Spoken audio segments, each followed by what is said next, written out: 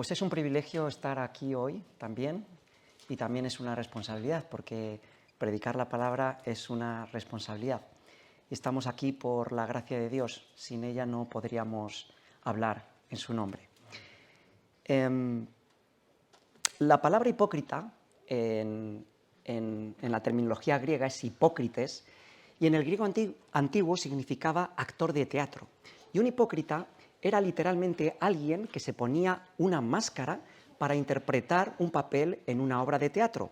Y los actores griegos se ponían grandes máscaras. A veces utilizaban una máscara con una cara sonriente para las obras cómicas y otras veces utilizaban una careta triste para los dramas. La cuestión es que ellos se ponían delante de la audiencia, pero nunca nadie podía ver realmente su rostro, el rostro del actor que estaba detrás de él, de esa máscara. Solamente veían la máscara. Pero cuando Jesús utiliza esta palabra en el Evangelio, le da completamente un giro devastador a esta palabra. Hipócrita ya no se trataba solamente de entretenimiento en el teatro, en las comedias, en los dramas. Se trataba de la vida real. Se trataba de personas que se ponían una máscara de piedad para ocultar la realidad interior que había en sus corazones. Estas personas actuaban como si fueran más santas, pero por dentro realmente estaban podridas, estaban llenas de corrupción. Y paradójicamente estas personas se sentían muy bien, porque se veían a sí mismos por fuera muy bien. Esta mañana, hermanos, quisiera haceros una pregunta. Es incómoda, pero es lo que toca hoy y lo que el Señor nos expone hoy en su palabra. La pregunta es esta: ¿llevas tú también una máscara?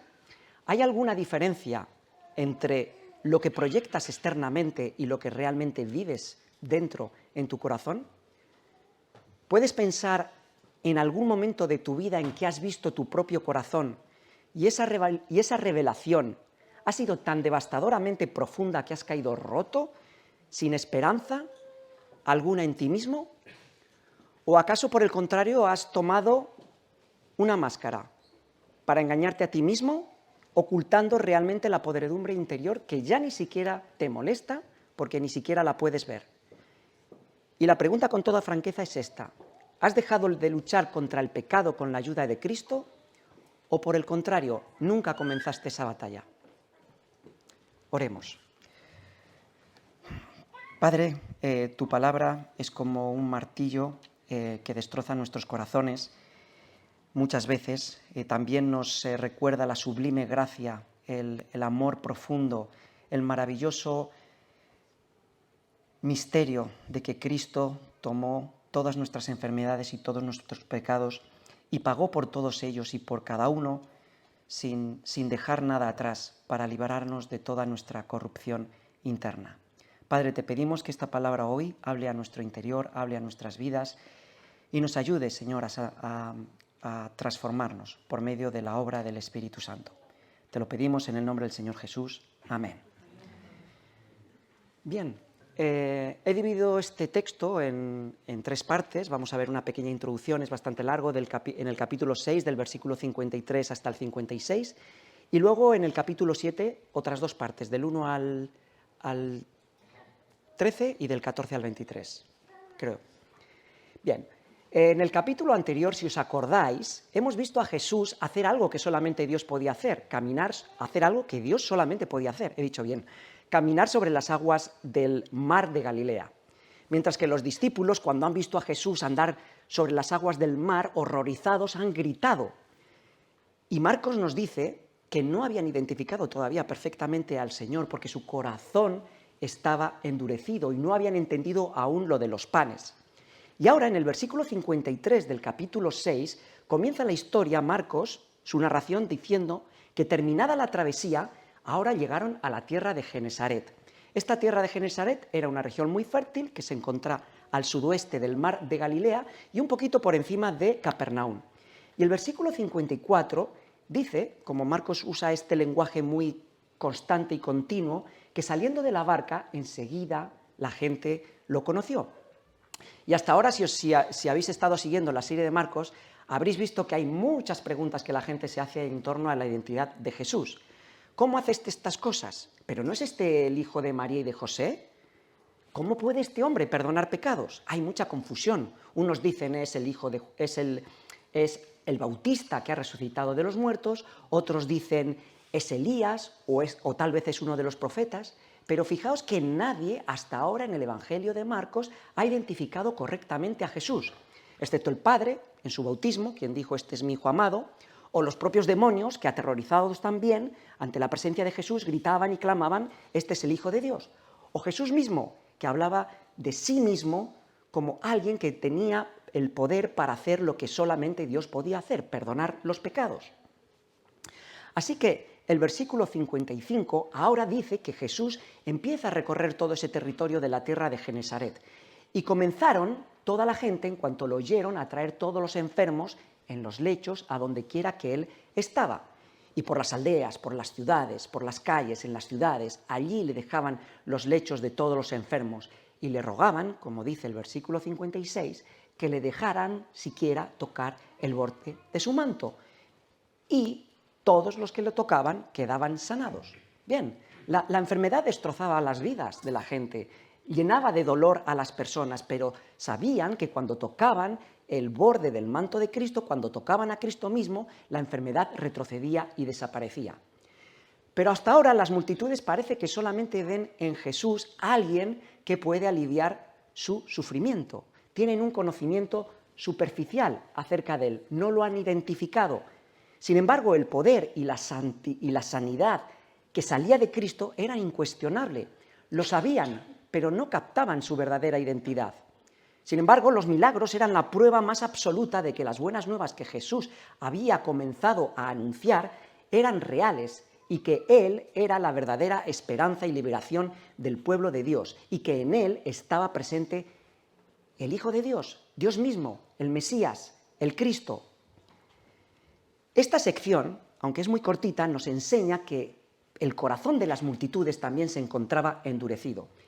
Esta multitud hemos ido viendo a lo largo de todo el Evangelio de Marcos cómo le apretaba, cómo le impedía moverse de un sitio a otro, cómo no identificaban correctamente, cómo no sabían apropiadamente quién era Él. Y esto era muy peligroso. ¿Por qué? Porque los enemigos de Jesús, al final del Evangelio, Marcos nos comenta que van a manipular a esta multitud con el corazón endurecido. Y este no era el conocimiento que Jesús buscaba de estas multitudes. Por eso, él siempre enfatizaba, cuando hacía algún milagro extraordinario, que callasen, los mandaba callar. ¿Por qué? Porque le estorbaban para moverse con libertad y enseñar y predicar el Evangelio. ¿Cuál era el problema? ¿Por qué todos fallaban en identificarle? ¿Por qué nadie veía quién era realmente Jesús? ¿Era acaso la falta del poder? Hemos visto que no. Pero ni las multitudes, ni los dirigentes religiosos, ni siquiera los propios apóstoles captaron hasta ahora quién era Él. Y no era la enfermedad física, era otra clase de enfermedad, de la cual nos va a hablar Marcos en este capítulo. Era la enfermedad del corazón humano. Y ahora, como vamos a entrar en el capítulo 7, vamos a ver el diagnóstico de esa enfermedad terminal. Pero antes de entrar, hermano, que estás aquí, o amigo que estás aquí, me gustaría preguntarte si no eres uno más de la multitud con ese conocimiento superficial acerca de Jesús. Entonces déjame preguntarte, si no es así, ¿estás fascinado, estás absolutamente asombrado de que Dios, el Dios Santo, te permita acercarte a Él? ¿Fuiste plenamente consciente alguna vez en tu vida de la inmundicia que había en tu propio corazón? ¿O acaso solo te has acercado a Él y te acercaste a Él con ligereza, como si fuera el derecho natural que tú tienes de acercarte a Él?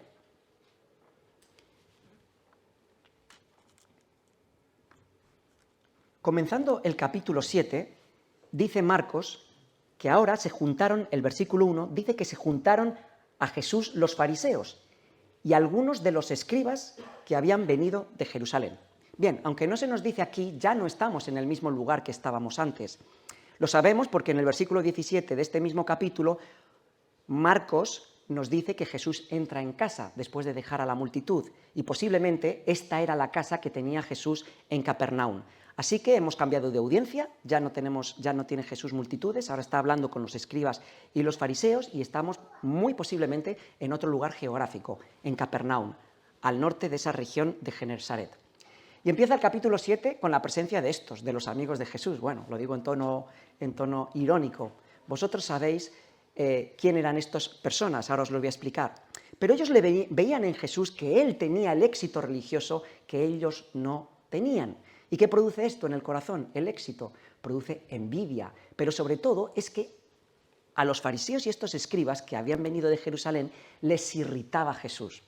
¿Y quién eran estos? Muy posiblemente tienen que ver con aquellos escribas cuando vimos en el relato cuando empezaron a envenenar a las multitudes y empezaron a difamar a Jesús diciendo que él echaba demonios por el dedo de Belcebú.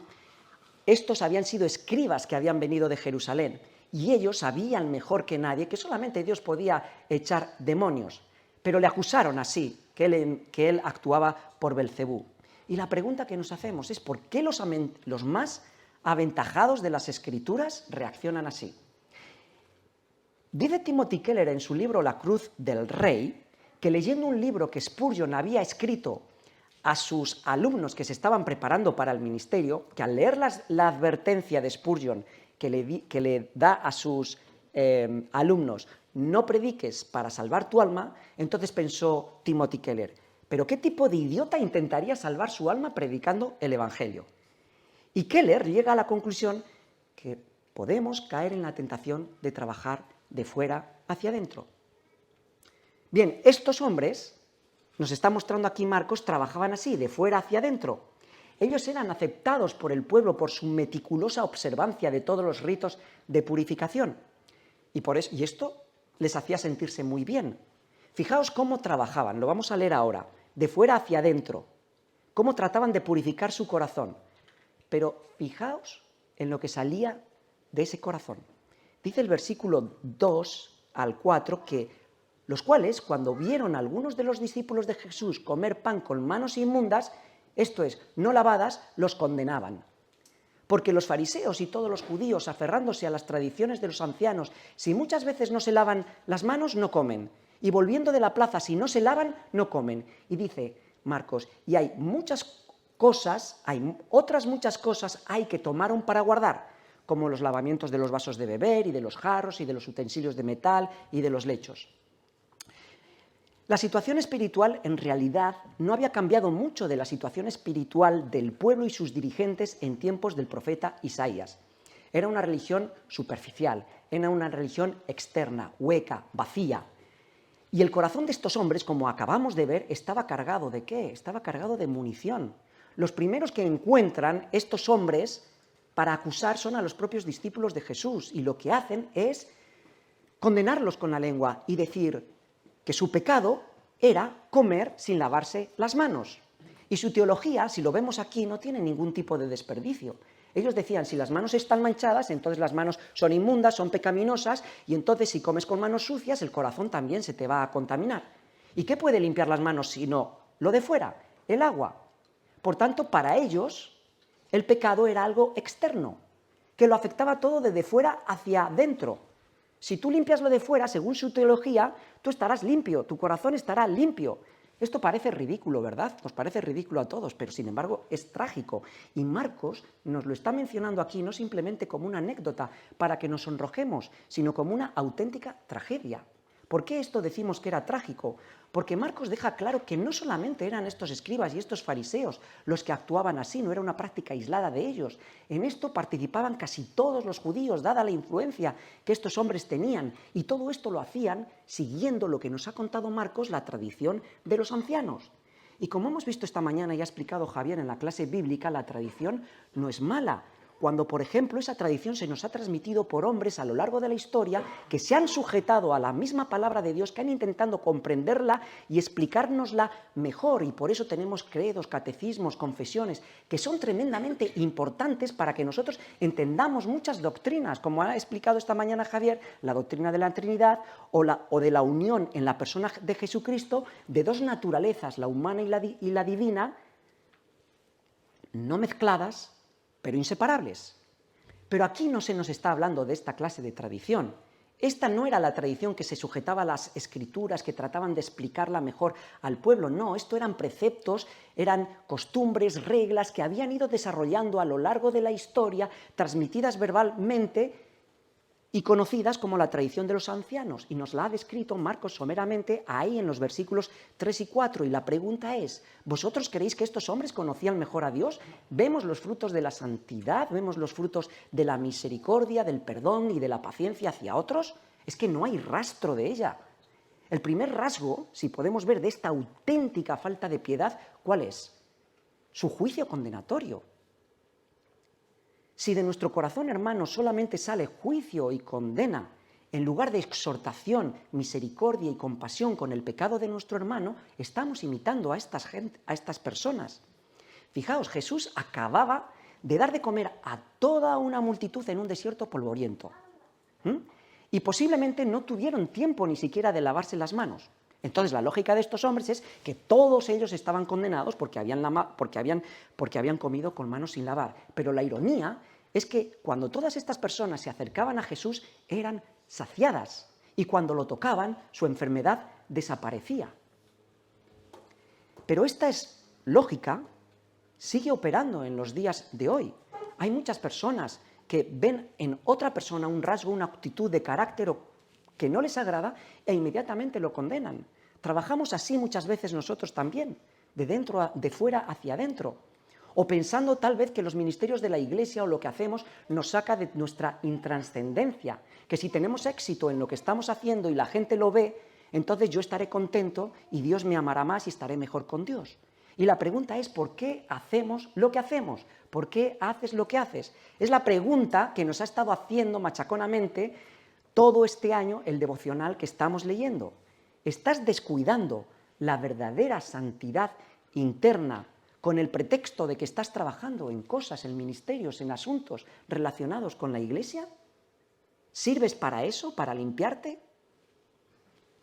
De modo que estos hombres vienen a Jesús y en el versículo 5 nos dice que le preguntan, pero fijaos que no parece que los discípulos era lo que realmente le importaban a ellos. Quien les irritaba realmente es Jesús. ¿Por qué tus discípulos no andan conforme a la tradición de los ancianos, dice el versículo 5, sino que comen pan con manos inmundas? Y la respuesta de Jesús les lleva a su historia pasada. Su respuesta es la siguiente: hipócritas, bien profetizó de vosotros, en los versículos 6 al 8, bien profetizó de vosotros el profeta Isaías, como está escrito, este pueblo de labios me honra, pero su corazón está lejos de mí, pues en vano me honran, enseñando como doctrinas mandamientos de hombres, y dejando el mandamiento de Dios os aferráis a la tradición de los hombres, de los lavamientos, de los jarros, de los vasos de beber y muchas otras cosas hacéis semejantes a estas. Nada había cambiado respecto al tiempo de Isaías, los ha llevado a su historia pasada. Esta respuesta de Jesús es bien dura. La raíz del problema, si la veis, es la desconexión del corazón. Externamente con los labios me honran, pero no con el corazón, como dijo también el profeta. Me llaman el Altísimo, pero ninguno absolutamente me quiere enaltecer. Jesús les llama hipócritas, farsantes. Sois expertos en distorsionar con vuestras tradiciones el verdadero significado de los ritos de purificación. Os alejáis de Dios y os acercáis al pecado condenando a otros. Os aferráis a la tradición de los ancianos, que es vuestra máscara perfecta para ocultar vuestra propia corrupción. ¿Y os sentís bien? ¿Veis la desconexión interna de las que le habla Jesús reflejada en sus labios? Por eso Jesús les decía, en vano me honran, enseñando como doctrinas mandamientos de hombres. Hacían errar al pueblo con todas estas tradiciones. Se sentían superiores, no humildes, y por eso acababan descalificando a los demás, a los que no hacían como ellos. Lo peor era que ni siquiera se sentían devastados por su pecaminosidad, por la de sus corazones ante la presencia de Cristo. Fijaos, en la ley se enseñaba que los sacerdotes se habían de lavar las manos cuando tocaran los panes de la proposición o cuando entrasen a ministrar en el tabernáculo y en el templo. Esto estaba dirigido específicamente a los sacerdotes, a Aarón y a sus hijos. Y la función es apuntar a la santidad interna necesaria para que los sacerdotes, cuando se acercaran a Dios a ministrar, recordasen que ministraban delante de un Dios santo y no muriesen. Tenían que entender que acercarse a Dios requiere otro tipo de santidad mucho más profunda. Así decía Moisés en la ley: cuando entren en el tabernáculo de reunión, se lavarán con agua para que no mueran. Se lavarán las manos y los pies para que no mueran. Porque ¿podía el hombre acercarse a Dios sin ser consumido lavándose simplemente las manos externamente? Dios había llamado a su pueblo para que fuera santo, para que se santificara. Él les decía: puesto que yo soy santo, me seréis santos. Sin embargo, las tradiciones de los ancianos legislaban por encima de todos estos rituales de purificación que tenían esta intención y empiezan a legislar maliciosamente. Estos rituales eran simplemente unas sombras, de modo que ya no señalaban la santidad de Dios y que el hombre necesita ser purificado interiormente del pecado, de modo que no muera ante la presencia de un Dios santo. Finalmente, lo que acaban es extendiendo estos ritos que solamente eran prescritos para los sacerdotes a toda la gente común, y no solamente cuando comieran, y no solamente a los sacerdotes, sino a toda la gente común cuando comieran cualquier tipo de alimentos. Y ahora lo que va a hacer el Señor para exponer la religiosidad muerta, hipócrita y vacía y externa de los fariseos, Jesús los va a desnudar y les va a dar un ejemplo, un solo ejemplo, para mostrarles con qué sagacidad y con qué astucia su tradición invalidaba la ley de Dios, desde el primer mandamiento hasta pasando por el quinto mandamiento. Fijaos, este ejemplo está en los versículos de Marcos, del 9 al 13. Les decía: bien invalidáis el mandamiento de Dios para guardar vuestra tradición, porque Moisés dijo: honra a tu padre y a tu madre, y el que maldiga a padre o madre muera irremisiblemente. Pero vosotros decís: basta que el hombre diga al padre o a la madre, es corbán, que quiere decir mi ofrenda a Dios, todo aquello con que pudiera ayudarte, y no le dejáis hacer nada más por su padre o por su madre. ¿Y qué hacéis? Pues invalidáis la palabra de Dios con esta tradición que habéis transmitido, y muchas otras cosas semejantes a estas hacéis. Fijaos, la tradición de los ancianos les proporcionaban las argucias necesarias para esquivar el mandamiento de Dios, el quinto mandamiento de honrar a los padres. Como en un juego de dominó, cuando tú, en que todas las fichas están puestas en pie, si tú empujas la primera ficha, la inercia del movimiento de esa ficha acaba haciendo caer a todas las fichas por completo. Pues esto era lo que querían hacer ellos con toda la ley de Dios. Dios mandó en la ley honrar a los padres, y posteriormente Moisés dijo que maldecirlos implicaba la muerte irremisible del infractor. Si tú descuidabas cuidar a tus padres ancianos con tus bienes en aquella sociedad en la que no había pensiones gubernamentales, no había pensiones de viudedad, quedaban expuestos a la miseria. No honrarlos o ayudarlos con ayuda de cualquier tipo económica era maldecirlos. La ley decía que tales hijos que trataran así a los padres habían de morir.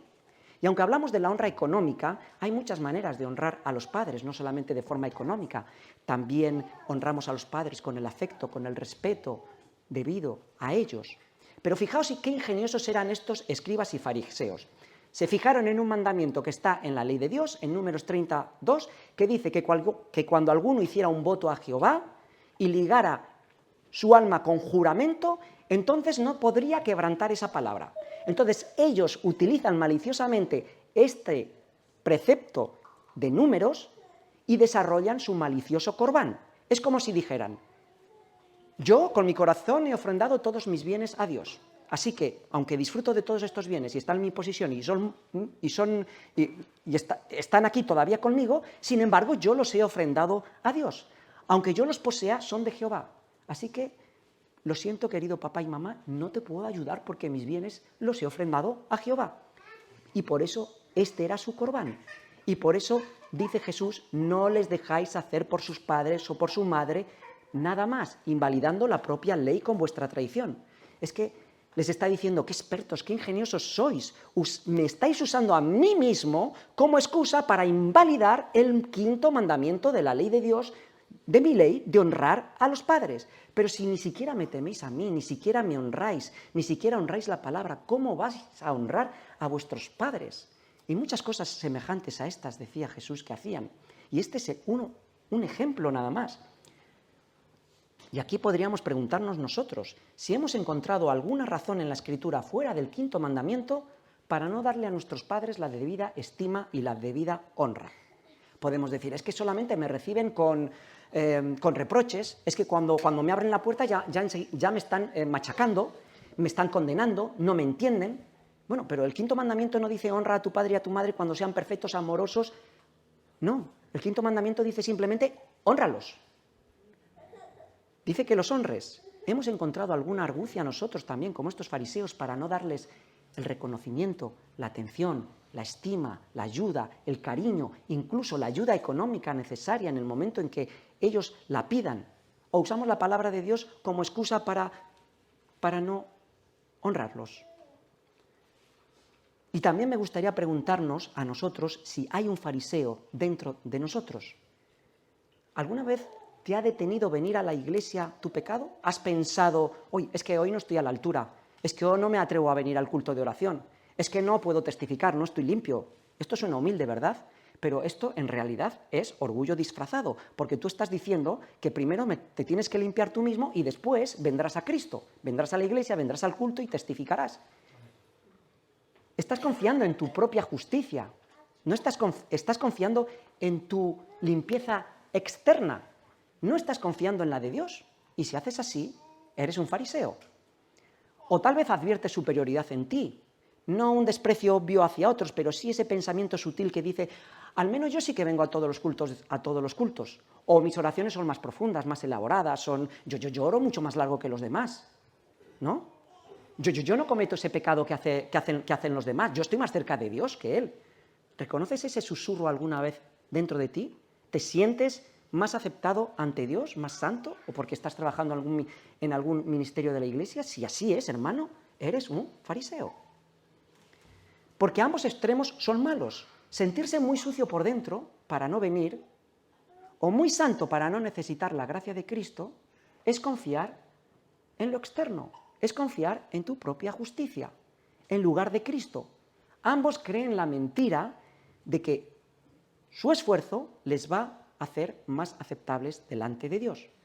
Pero Cristo, lo que está haciendo hoy, lo que va a hacer hoy, es destruir esa mentira, es quitarnos esa careta. Solo Cristo realmente puede limpiarnos y lo va a hacer. Pero primero tiene que desenmascararnos. Después de que Jesús ha expuesto a estos guardianes de la ley, a los escribas y a los fariseos, y ha mostrado cómo pervertían con sus ritos de pureza el verdadero sentido original y a qué apuntaba los ritos sacerdotales, ahora Jesús va a llamar a toda la multitud. Y vamos a ver la segunda parte, desde el capítulo 7, desde el versículo 14 hasta el versículo 23. Y empieza así diciendo, y llamando a toda la multitud les dijo, oídme todos y entended, nada hay fuera del hombre que entre en él que le pueda contaminar, pero lo que sale de él, eso es lo que contamina al hombre. Si alguno tiene oídos para oír, oiga. Cuando leemos estas palabras, parece que hay como un ligero eco a la voz de los profetas, incluso a la voz de Moisés, cuando decían, oye Israel, esto es lo que Dios quiere de ti.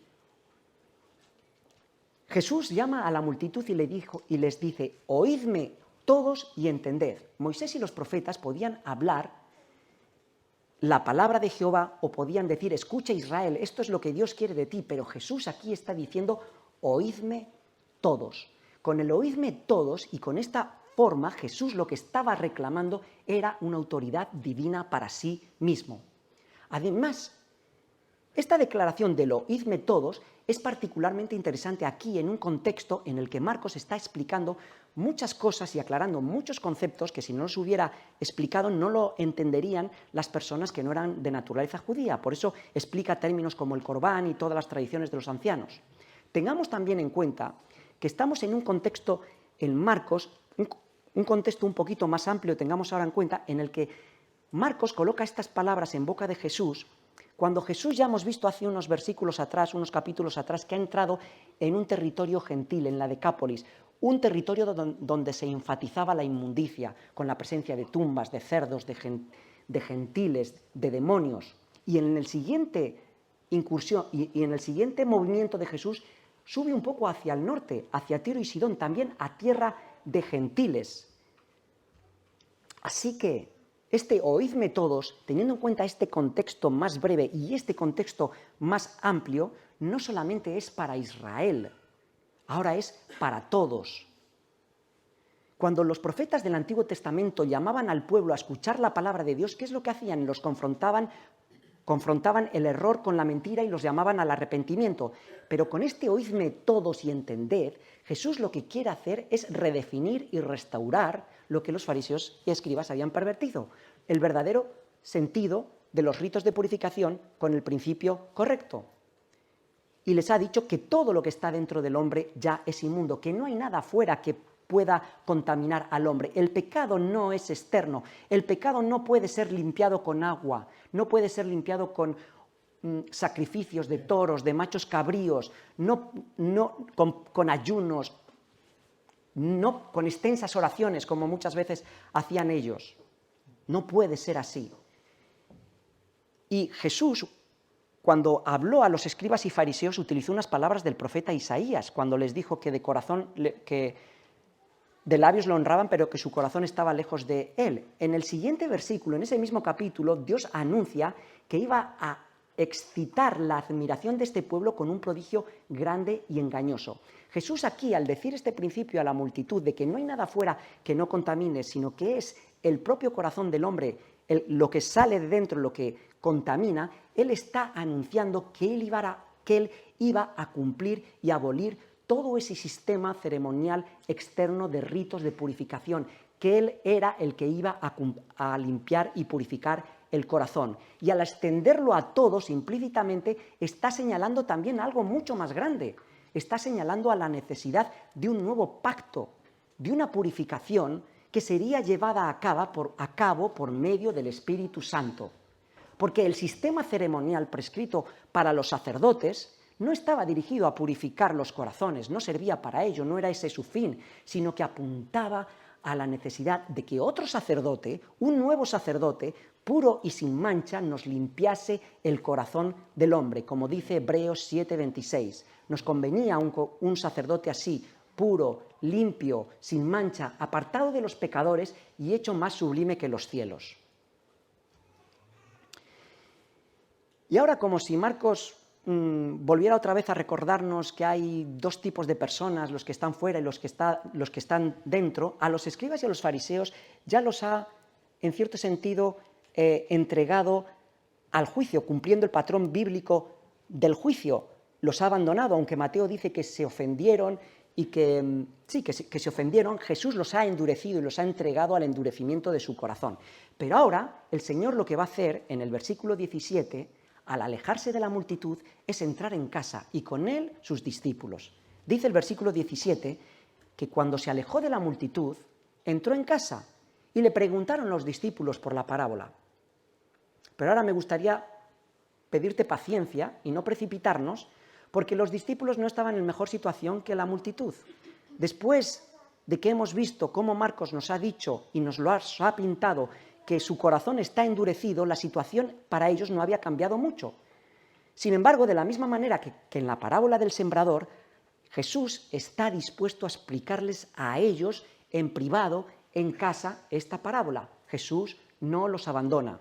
Y ellos le preguntan en el versículo 18, y él les dijo, le preguntan en el versículo 17, y en el 18 él les dijo, ¿también vosotros estáis así sin entendimiento?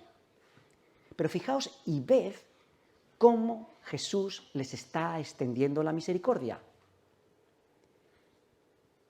Y hermano, no sé qué tipo de dudas has traído hoy en tu corazón. No sé qué tipo de problemas de entendimiento, de dudas hay en tu corazón. Pero Jesús te extiende la misericordia. A lo mejor no entiendes a tus hermanos, no entiendes por qué te tratan así, por qué te dicen esto, por qué te dicen lo otro, o tal vez eres tú quien no los entiende a ellos, o tal vez no entiendes la situación por la que estás atravesando. Pero fíjate bien cómo Jesús es inmensamente paciente con todo tipo de dudas y que no hay condenación para los que están en casa. Así que con un ligero tono de reproche, esto sí, Jesús les dice a ellos: ¿no entendéis que todo lo de fuera que entra en el hombre no le puede contaminar? Porque no entra en su corazón, sino en el vientre y sale a la letrina. El texto se explica ya por sí solo. Lo de fuera, lo que se toca con las manos, lo que entra por la boca, no puede ni tiene poder alguno para transformar ni el corazón, ni la santidad, ni la pureza interior de nadie. Y ahora dice que no solamente son esos rituales de limpieza, se trata también de la comida. Por eso Marcos ahora aquí añade en el versículo 18, esto decía haciendo limpios todos los alimentos. Y quiero hacer un pequeño paréntesis, porque parece que Jesús no dijo estas palabras. Si os fijáis en vuestras Biblias, posiblemente estas palabras no están escritas en letritas rojas, si tenéis palabras de Jesús en rojo, y más bien parece como una especie de nota editorial de Marcos, como si se tratara de una explicación, algo que los apóstoles ya habían entendido correctamente.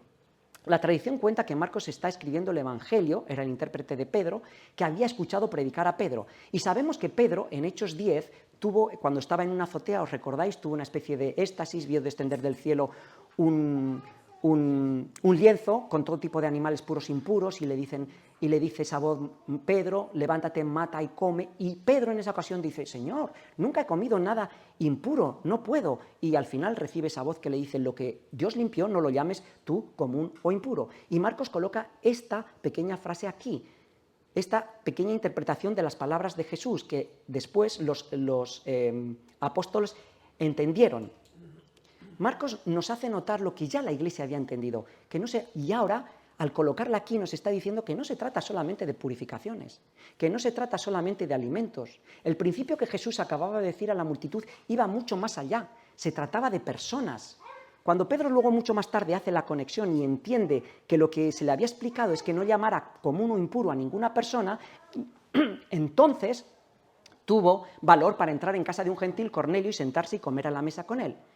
Así que lo que Jesús acaba de proclamar en este principio es que el agua no limpia el corazón, el alimento no me contamina, tampoco los gentiles me contaminan, puedo comer y compartir mesa con ellos. Así que así, declarando limpios todos los alimentos, no solamente Jesús estaba cumpliendo las leyes de purificación, sino también todas las leyes alimenticias. Y digo cumpliendo, no abrogando, él las cumplía.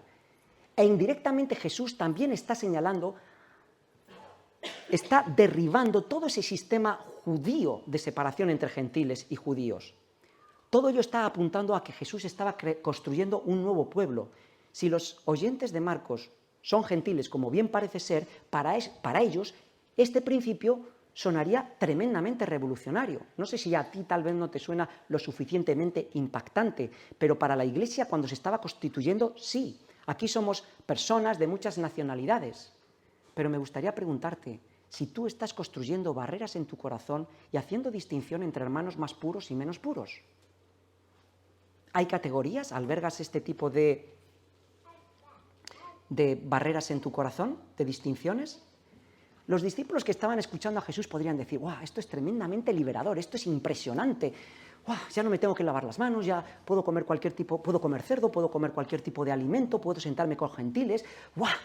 Esto es liberador, pero no entendieron nada, porque si no, el Señor no le hubiera tenido que explicar a Pedro muchos años después que no podía llamar común impuro a ninguna persona y que no llamara común o impuro a todo lo que Dios había creado y que podía comer y que podía entrar en casa de un gentil. Así que Jesús, con suma paciencia, sabiendo que los discípulos no han entendido nada, les vuelve a repetir el mismo principio y les dice, en el versículo 22 del 20 al 22, pero decía que lo que del hombre sale, esto contamina al hombre, porque de dentro del corazón de los hombres salen los malos pensamientos, los adulterios, las fornicaciones, los homicidios, los hurtos, las maldades, el engaño, las lascivias, la lascivia, la envidia, la maledicencia, la soberbia, la insensatez. Todas estas maldades de dentro salen y contaminan al hombre. Y ahora, en un giro radical, como si Jesús pretendiera llevar a los discípulos de la liberación a la desesperación, Parece como que Jesús trata de llevar a los discípulos de la liberación que acaba de proclamar a la desesperación. Si los discípulos hubieran entendido algo, hubieran dicho, perdona Jesús, pero si nos acabas de decir que somos libres, que podemos comer cualquier cosa, nos podemos juntar con gentiles, no tenemos que observar todas estas leyes y todas estas cargas tan profundas. Ahora parece que quieres dejarnos desolados y sin esperanza. ¿Habrían pensado tal vez los discípulos que Jesús estaba hablando de moralismo, que simplemente era un mensaje moralista? Pues quedarían muy desilusionados, cualquiera de nosotros quedaríamos muy desilusionados si viéramos este texto así. La declaración que Jesús está haciendo es universal para todos los hombres y mujeres. La moral no tiene poder alguno contra la corrupción, contra la depravación interior del corazón. Tampoco el libertinaje es la solución. Todo lo contrario, lo ensucian más. Es como tirar un cubo de agua sucia en un agua que ya está medio podrida o podrida completamente. Este diagnóstico de Jesús era devastador. A los dirigentes Jesús los había abandonado a su ceguera. Y este era un juicio. Perdieron el privilegio de escuchar la verdad. Pero ahora, en privado, con suma paciencia, les vuelve a explicar a sus discípulos el principio.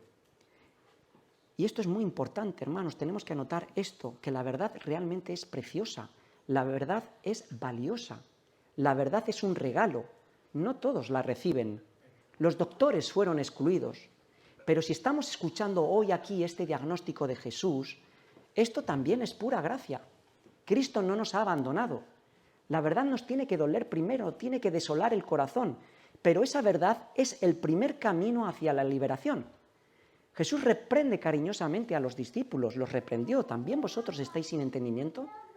No solamente debemos estar presentes, debemos oír, debemos entender y comprender, y debemos conectar este diagnóstico con nuestro propio corazón.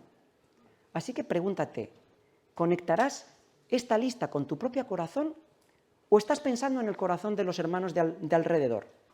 Porque si la recibes, entonces estarás listo para comprender la promesa que hasta ahora nadie había entendido en el Evangelio de Marcos, ni los discípulos, ni la multitud, ni los dirigentes. Fijaos, Jesús les dice a los discípulos que todo lo que sale del corazón es lo que contamina. Dice, de él salen malos pensamientos. Me gustaría hacer preguntas personales a cada uno de nosotros.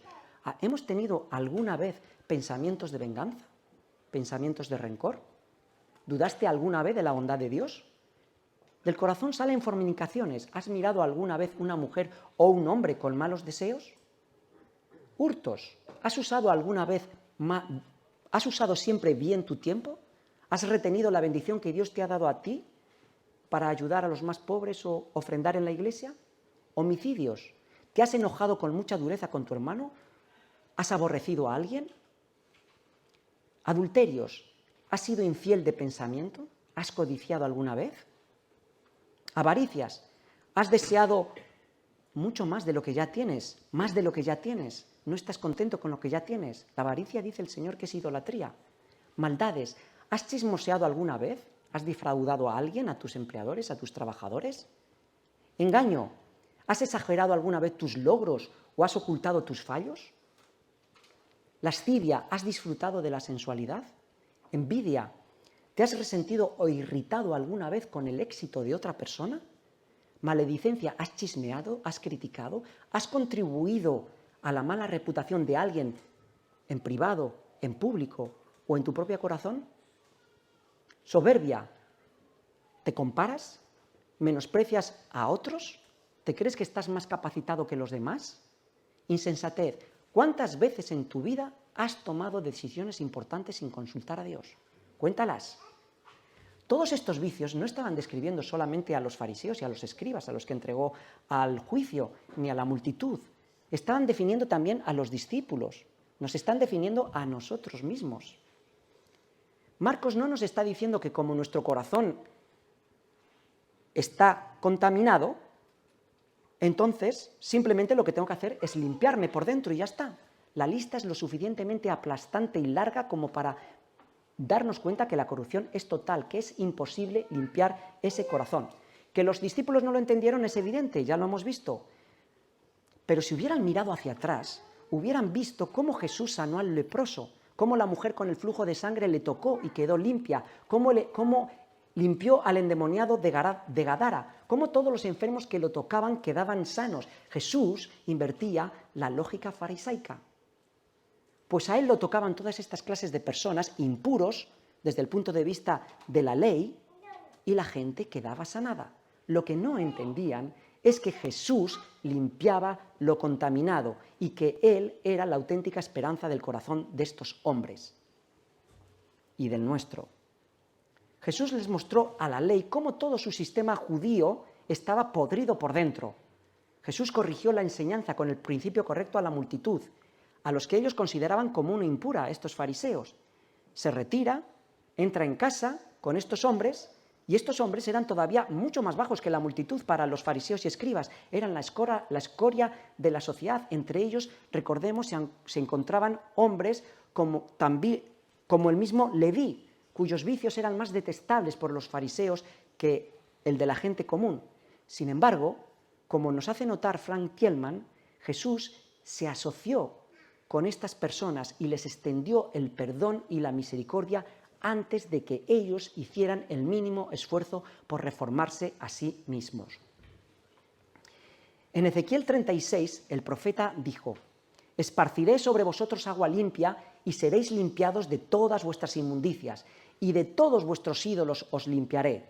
Os daré un corazón nuevo y pondré un espíritu nuevo dentro de vosotros y quitaré de vuestra carne el corazón de piedra y os daré un corazón de carne y pondré dentro de vosotros mi espíritu y haré que andéis en mis estatutos y guardéis mis preceptos y los pongáis por obra». ¿Qué está prometiendo aquí el Señor? Agua limpia en lugar de todos estos tipos de ritos de lavamientos externos. Seréis limpiados de todas vuestras inmundicias en lugar de esta lista tan grande de los vicios del corazón del que habla aquí Mateo. Pondré mi espíritu dentro de vosotros para que tengáis un corazón, para que estéis cerca de mí, un corazón cercano a Dios y no un corazón alejado de Dios. Haré que andéis en mis estatutos en lugar de ser incapaces de obedecer y honrar a Dios con el corazón. Y llegado a este punto quisiera preguntarte, cristiano, examínate, arrepintámonos del fariseísmo sutil. Podemos pensar, o has pensado alguna vez que las disciplinas espirituales, el servicio, las actividades, la oración, lo que hacemos, es algo que puede reformarnos y purificarnos interiormente cuando en nuestras vidas podemos estar albergando pecados detestables que no queremos dejar y contra los cuales, lo peor, no luchamos? Eso es hipocresía, la misma que denunció Jesús a los fariseos. Los fariseos no pensaban que lo eran. Podemos tener toda la doctrina correcta, credos, confesiones, catecismos, palabras, y sin embargo aún ser fríos y estar alejados de Dios. Podemos hacer mucho, servir mucho y amar poco. Jesús quiere que entendamos que todas las disciplinas espirituales, la oración, los cultos, la predicación, todo ello no son más que medios de gracia que Dios utiliza a través de su Espíritu Santo para seguir santificándonos. Y para el amigo que esté aquí hoy sin Cristo, quisiera decirle: déjate persuadir, déjate seducir por Cristo. Fíjate en el pecado real de miseria en que se halla tu corazón. Él llevó tu inmundicia en la cruz. Él ofrece perdón gratuito antes de que tú hagas nada. No busques mejorarte a ti mismo antes de ir a Él. Puedes ir a Él tal como estás, pues Él llama a todos los sucios, a todos los depravados, a todos los enfermos, a todos los pecadores que se acerquen a Él y sean limpios. Y ofrece el Espíritu Santo con que puedas estar cerca de Él y le puedas honrar de verdad. Y para ir concluyendo, viajando por Marcos, a lo largo de toda esta serie que estamos realizando en el Evangelio de Marcos, ¿has visto a Cristo ya? ¿Lo has visto? ¿Lo has identificado? Él es quien tiene el poder para perdonar los pecados. Él es el que ha alimentado a toda una multitud hambrienta como un pastor. Él es el que ha caminado sobre las aguas del mar, haciendo algo que solo Dios pueda hacer. Ha mandado callar al viento, a la tempestad. Él es el que se proclamó el Señor del sábado. Él es el que ahora llama a la multitud con una autoridad divina y legisla.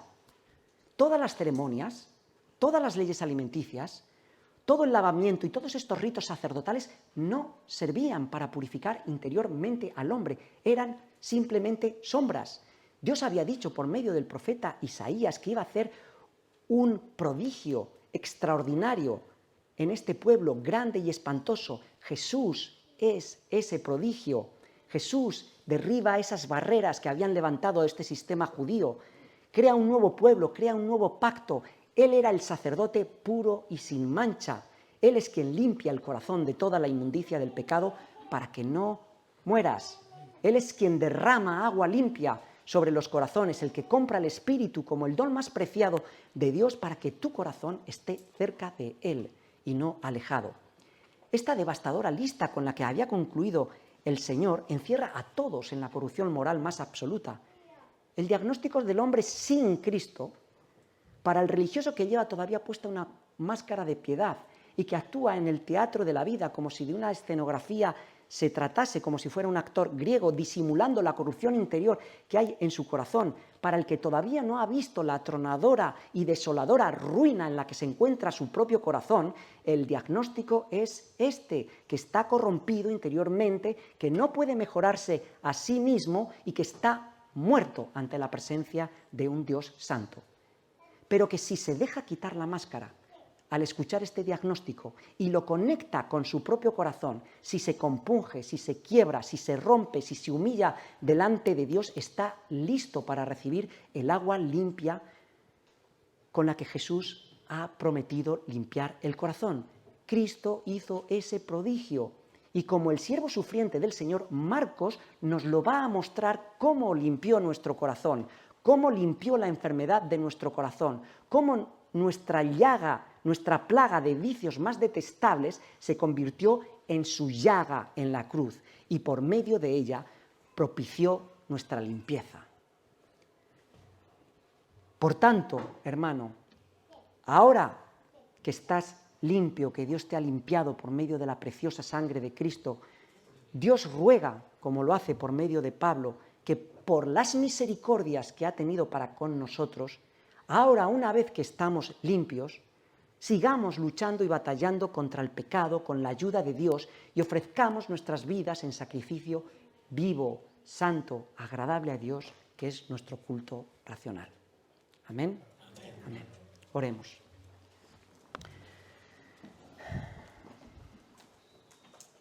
Señor, delante de tu presencia nos humillamos, nos quebramos.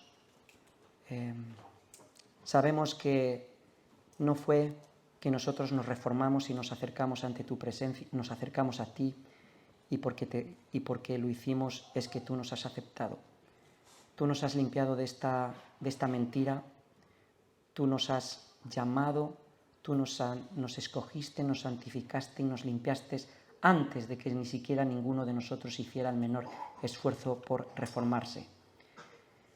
Y estamos asombrados y absolutamente maravillados de que encima hayas tenido el amor, la misericordia de derramar agua limpia, el Espíritu sobre nuestros corazones,